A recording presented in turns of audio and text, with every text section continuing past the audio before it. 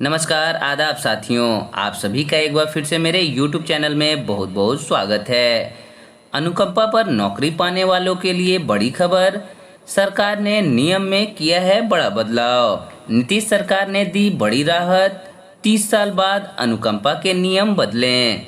सरकारी नौकरी करने वाले शख्स की मौत के बाद अब परिवार को मिलेगी जॉब। अनुकंपा के आधार पर होने वाली बहाली के मामले में एक अधिसूचना जारी की गई है। ऐसे में यदि कोई सरकारी कर्मचारी सेवा में हो और उसकी मौत हो जाती है तो उस स्थिति में नौकरी का लाभ परिवार के सदस्य को मिल सकेगा।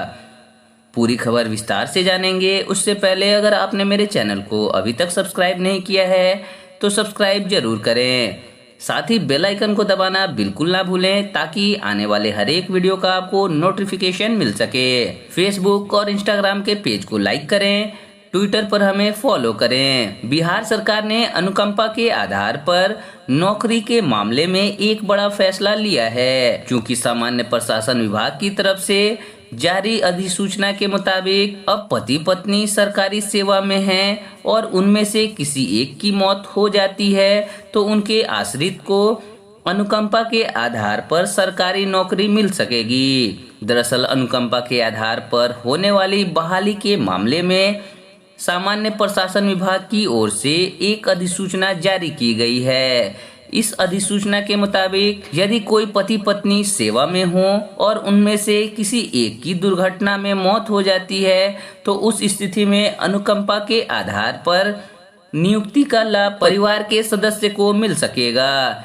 इस दौरान जारी अधिसूचना में सरकार ने 5 अक्टूबर 1991 के अपने आदेश में बदलाव कर दिया है।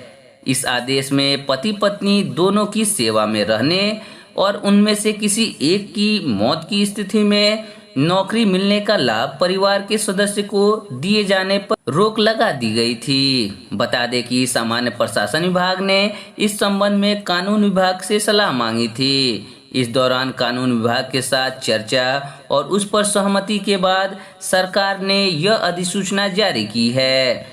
सामान्य प्रशासन विभाग की अधिसूचना में यह साफ तौर पर कहा गया है कि अनुकंपा बहाली में छूट के बावजूद मृतक आश्रित को अन्य मामलों में किसी तरह की छूट नहीं दी जाएगी। इसके साथ ही जिस वर्ग में उन्हें नियुक्ति दी जाएगी उसके लिए तय की गई योग्यता की शर्तें अभ्यर्थियों को पूरा करना होगा।